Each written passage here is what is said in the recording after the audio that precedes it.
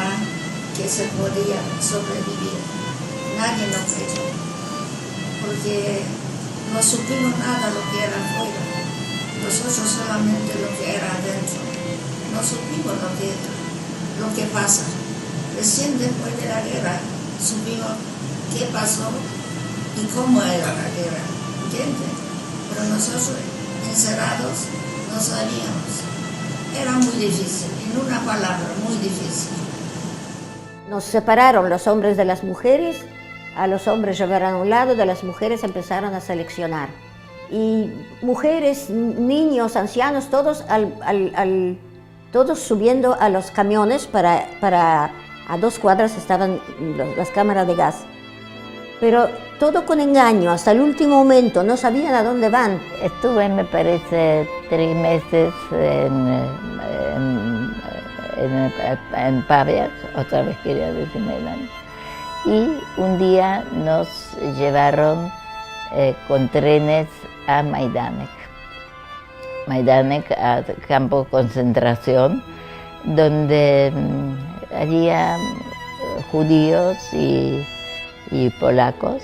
Y me recuerdo cuando nos trajeron a Majdanek, nos llevaron antes de todo a los baños. Y yo me recuerdo que ya en aquel entonces sabíamos que ellos, alemanes, gasificaban a los judíos. Y antes de baños vimos mucha ropa. Y me asusté, yo digo, ¿por qué hay tanta ropa? Después sabíamos que era ropa de los judíos, que les hacían sacar todo, porque ellos entraban y en el mismo baño donde uno se bañaba les ponían gas. Sí, también lo terrible fue de ese invierno, porque fue un invierno, ¿no? Que teníamos que entregar no solamente toda la plata, plata no es dinero, plata es cubiertos, lo que uno tiene, y teníamos que entregar toda nuestra ropa de invierno. Abrigos, sacos, todo. Imagínense, con ese invierno tan terrible. Inhumanos. Inhumanos. Y nos desvestimos, hubo que dejar toda la ropa. Nos raparon la cabeza. Y yo de repente veo, mi tía estaba detrás mío, a mí me tatuaron con 33.502 y a ella con 503.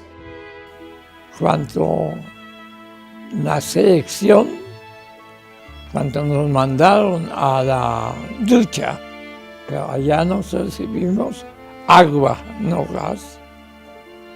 Y cuando salimos de la ducha, me entregaron unos jarapos. Me entregaron una chaqueta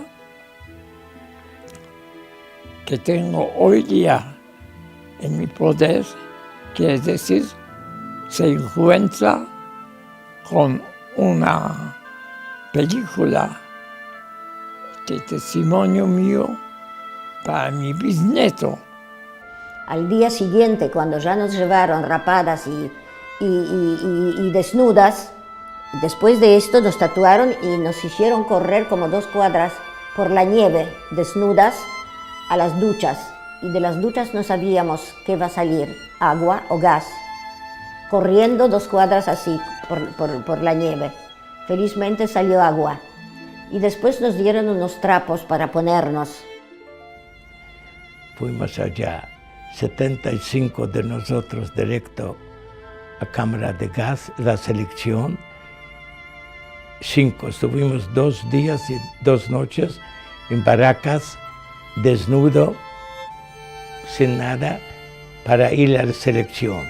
Y los 75 que fueron con autitos chicos, que es 5 minutos a pie para la cámara de gas, ellos pusieron autitos y gritaron, venganza, venganza, si alguien va a sobrevivir, que cuentan esto que pasó. Y un SS abajo de alto rango dijo, los camaradas van a Paraíso. Usted es pueblo elegido especial. Lo dijo incluso en palabras en hebreo. Nos extrañó. Estuvieron preparados para esto. Denle saludos. Usted se van a encontrar en algunos días, en algunas horas, cuando no vienen transportes de Europa Occidental, de Oriental. Ustedes son material disponible que la gas y la cámara, la crematorium. Esto. Y entre los trabajos que hacía era, por ejemplo, pelar papas, recoger leña para el invierno, para los soldados.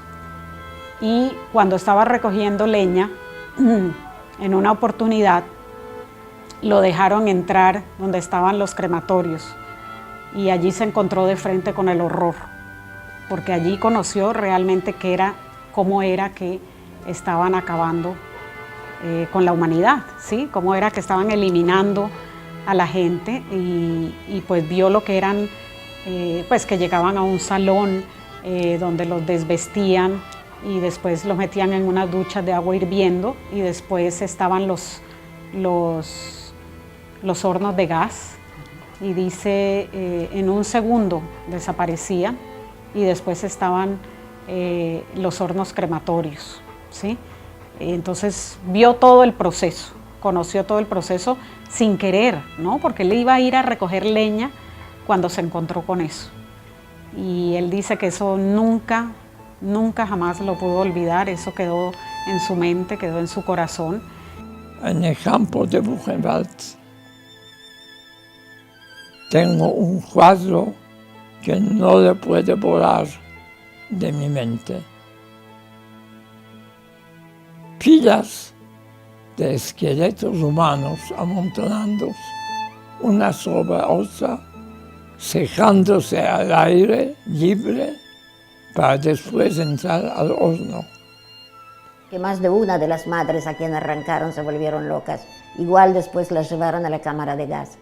Bueno, aquí digo que mis padres, según documentos oficiales, murieron en las cámaras de gas de Auschwitz. Yo lo voy a enseñar después los documentos, que no es una invención mía, ¿verdad? En Polonia es un famoso campo de exterminio, ¿verdad? Uno de los más famosos, juntamente con Buchenwald, Mauthausen, Treblinka, Bergen-Belsen, ¿verdad? Que eran los peores de todos. Tengo la mirada de mi mamá presente. Se movieron los camiones y se fueron directamente y las llamas de los crematorios salían. Allí fue donde bajé el penúltimo escalón del infierno. Todavía no era el último, porque lo que me tocó todavía vivir. A mi mamá mataron el 16 de agosto en Treblinka, en gas cámara. Cosa que morir con gas, no sé, es muy difícil, muy tremendo, muy doloroso. Y yo a veces digo, ¿cómo le dije a mi mamá morir sola? Qué coraje yo tenía no quedarme con ella, pero no sé, estoy acá y ella se fue tantos años, era tan linda, tan inteligente, tan buena madre.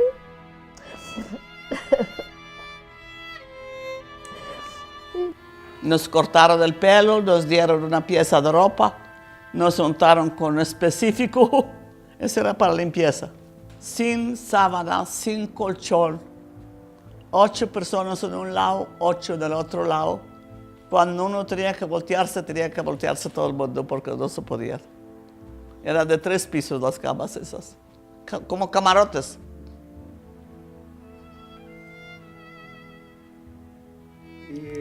La comida dieron una olla de comida para todo el mundo, una sopa. Yo creo que las papas eran sin pelar y todo lo que daban. Al principio nadie comió, después el hambre los venció y se comieron. Esto pasó en Birkenau, en Auschwitz. Después me acostaba con todo este trapo mojado, sin colchón, sin frazada. Entonces uno se acostaba sobre el otro, del frío, y para secarse un poco. Al día siguiente estabas en esta cama, como nosotros decíamos, coite. Eran 3 de un lado de madera, te acostabas adentro. No eran las marineras. Y al día siguiente yo le gritaba, saca los pies, saca las manos, estaba muerto. Entonces dormía con los muertos. Pero ¿sabe qué pasa? No hay que tener miedo a los muertos. Los muertos cuando se mueren no te pueden hacer nada. Y empezaron para salir y hicieron, ahí se llamaba Apple. Apple es echar a la mañana temprano, toda la gente había que sacar la lengua y la mano y pasaron nuestra mano y miraron que estaba más o menos enfermo, algo veían, sacaron todos los días. Entonces, era terrible, que no tiene nombre. Que uno no se puede imaginar, uno mismo ahora piensa, ¿es cierto eso? Y no había agua, no había nada, eso es contagioso, no dejaban salir. Entonces tuvimos 6 semanas y tenía uno con nosotros y lo escondimos porque lo sacaban, lo mataban, no había. Que nos levantaban muy temprano para contarnos. El recuento era una tortura que no se puede contar. Temblando, tiritando de frío, con lluvia, con nieve, nos contaban, de a 10 había que ponerse y si aquí le faltaba uno, aquí le sobraba uno, entonces horas enteras estábamos y nos contaban. Cuando salíamos a trabajar, si salieron 100, había que a las 100 tenían que volver. Y entre las 100 siempre 2, 3 y a veces más se traían muertas, pero había que traerlas de vuelta para que ellos se den cuenta que nadie se escapó. Había un jefe en la mina, un búlgaro, malo como no se puede imaginar. Andaba todo el día con un bastón así de caucho, a donde podía pegar. Y uno que más golpes recibió era un viejito como de 70 años. Un día estábamos trabajando cuando oímos gritar en yiddish, ¡Oy ve! ¡Ay, ay, ay! Lo estaban pegando con el bastón y gritaba el viejito llorando. Yo me salí de la mina en el punto que estaba y me fui a donde estaba el viejo y a donde el búlgaro le estaba dando golpe. Fui, le cogí el golpe, el palo al búlgaro. Ay, le dije, le quiero advertir una cosa. De hoy en adelante, usted a donde le da un golpe más, lo matamos. Llegó el día siguiente, llegó un carro Volkswagen, se bajaron 4 tipos y traían un taurete. En esto, uno de ellos dijo, Max Wagner, venga para acá. Yo salí, yo ya sabía. Cuando vi que llegaron con esto, yo sabía que me espera. Venga, quítese la ropa, toda, y vas a responder por las amenazas que le hizo al jefe. acuéstese. Y empezó con el bastón, dele, dele. Para esto hay 25 golpes, es como una pena de muerte. No grité, no lloré, aguanté los 25 golpes lleno de sangre, lleno. Hacerme a alguien que no sos no es fácil, pero pasaron meses y después de Majdanek nos llevaron, me parece, a Ravensbrück, otro campo de concentración, pero que estaba en Alemania. Era más grande, más rigor. Me recuerdo que teníamos, porque por ejemplo en Majdanek yo trabajaba en una, ¿cómo se llama? Arreglaba medias en confecciones, ¿no? En Ravensbrück nos mandaron tempranito a las 6 de la mañana a sacar tierra y hacer, ¿cómo se dice?, grandes cosas. Y en 4 esquinas estaban alemanas con grandes perros que si uno no podía llevar la tierra cuando ellos querían, por poco a mí me agarraba un perro. Pero poco tiempo después de allá nos mandaron en el campo de concentración de Auschwitz y otro sucursal en mina de carbón. Trabajé en mina de carbón. Era un desastre, era trabajo muy pesado, y era triste. Y en Auschwitz cuando había uno que quería escapar, entonces la agarraron y después le pusieron al lado del alambrado y todo el mundo cuando tenía que pasar y ver cómo está, si uno va a querer escapar, así termina. Bueno, y después en Jaworzno trabajamos en la mina de carbón, había 3 turnos, a la mañana, a la tarde y de noche. Y trabajé y cuando usted trabajaba de noche, estaba de día allá, pero no le dejaron dormir. Teníamos que trabajar una semana durante el día 12 horas y otra semana de noche 12 horas. Que yo trabajaba de noche, estuve de día en casa allá y entró un camión con pan. Y había que descargar, fueron a buscar gente y yo también. Y yo subí arriba del camión para alcanzar el pan y llevaron allí. Entonces estaba el mayor del campo, el Lagerarzt se llamaba, en la ventana enfrente y él miraba todo. Ya faltaba poco, agarré un pan y lo puso abajo del saco y estaba con la mano así, me llamó. ¿Y qué tenés acá? Nada, pero así, con eso. Y me dio unas palizas y enseguida se cae. Pero eso no terminó. Trajeron un banquito. ¿Cuántos años tenés?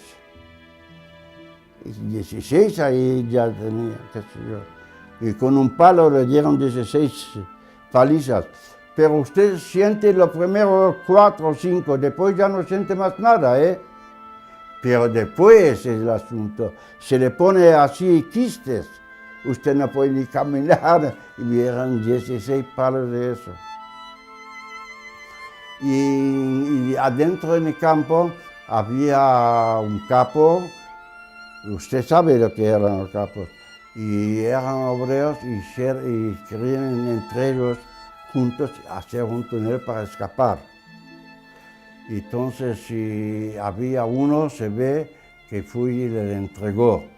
Y la agarraron, eran parece 15, le llevaron y la ahorcaron. Y todo el mundo cuando vino de trabajo tenía que pasar para ver que ellos estaban colgados. Y nosotros cuando fuimos a trabajar íbamos encadenados.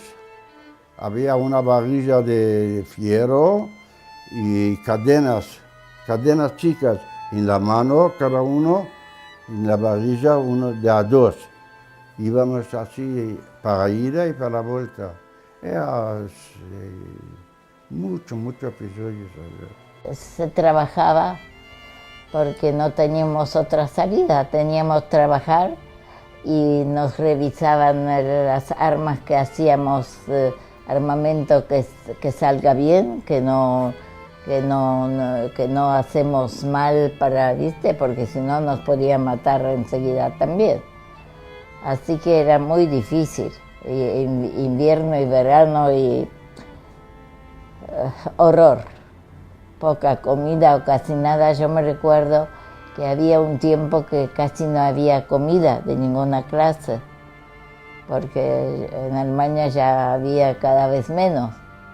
Entonces era una cosa muy tremenda. Cuando estuvimos trabajando en las minas, entonces uno sale sucio, negro, y hay lugares que siempre cae agua, y en las minas también, de carbón. Entonces uno sale y nos llevaron siempre en el baño para ducharse y cambiar. Y no dejaron tranquilo, y corrieron rápido. Había que caminar, porque es lejos y usted va cansado de trabajo y tiene el carbón tiene como gas, usted va todo mareado. Era para subir de vuelta y a veces mojado, porque según el lugar de trabajo era terrible. Había que aguantar muchas cosas. Uno puede contar y siempre hay más, y se acuerda más cosas. Y tuve mucha suerte porque cuando yo ya no podía caminar, yo tengo una pierna que no la doblo, que me salvaron, después acá me operaron. Allí había una especie de hospital, que en realidad no era hospital, era una antecámara de muerte. El que entraba acá, al día siguiente lo llevaban a la cámara de gas. Pero ahí me encontré con una médica que hablaba muy bien el ruso, y yo sabía el ruso muy bien. Entonces ella me dijo, yo no sé si te voy a poder salvar, pero sí voy a tratar de esconderte y de ayudarte en todo lo que pueda. Y me dio una cama allá en este hospital y meses me tenía allá. Y cuando se enteraba que hay una selección, porque seleccionaban todos los días para la cámara de gas, ella me mandaba al campo de trabajo y al día siguiente yo volvía y otra vez me metía en la cama. Mire, no quiero contar tanto porque nadie puede creer, pero hicieron. Estuvo presente mi rey. A mí me pasaron cosas que hoy digo, yo no creo, no puede ser.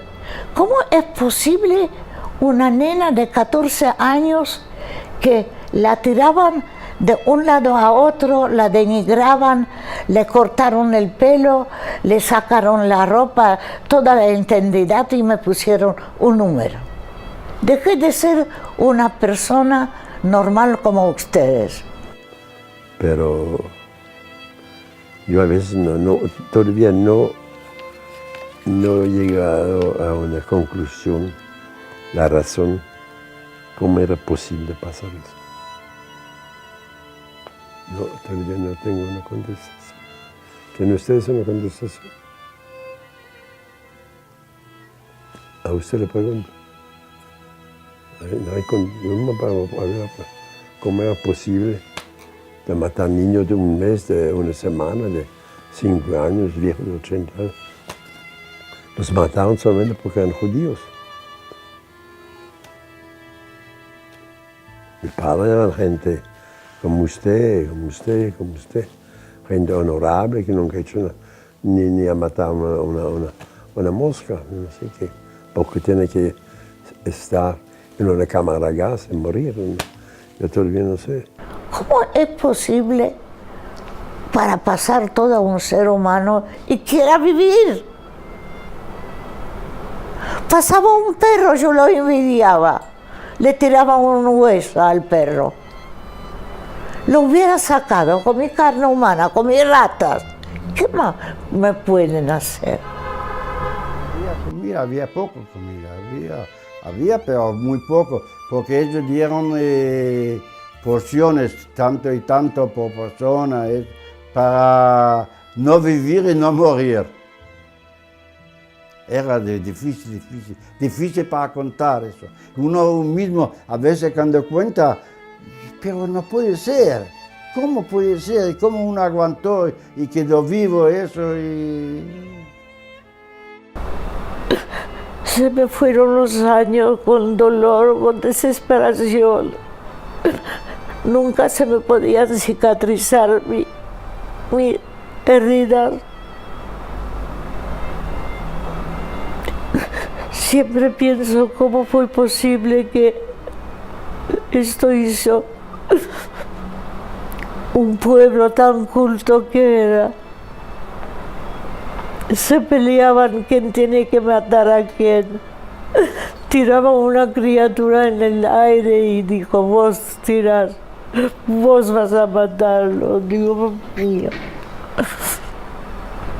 Pero mi mamá pegó un grito, Lea, corre. Y yo, no es que me eligieron para ir a trabajos, a quedar, sino yo me escabullí en ese momento cuando los perros y los nazis con las cachiporras, me escabullí entre ellos y no me vieron y corrí. Yo en ese momento no pensé, ¿para qué corrí? ¿Para qué quería yo sobrevivir si se llevaron a toda mi familia? Pero uno en ese momento no piensa, el instinto de conservación, a mí me lo preguntaron muchísimas veces. Yo misma me lo pregunto hasta hoy en día, pero hoy en día yo ya sé contestarme. No sé por qué sobreviví, pero ahora yo sé para qué sobreviví. Para prestar testimonios hasta el último momento de mi vida. Yo soy todavía oro, pero tengo con presión, colesterol, con tantas macanas que empiezo mi día, que empiezo con una bolsa de medicamentos. Pero puedo todavía gritar por estos 6 millones que no pueden gritar. Por eso 1 millón de niños que mataron. ¿De qué mataron? ¿Cómo murieron estos chiquitos hermosos? ¿Qué familias hubieran hecho estos 1,5 millones de niños? Los lloro.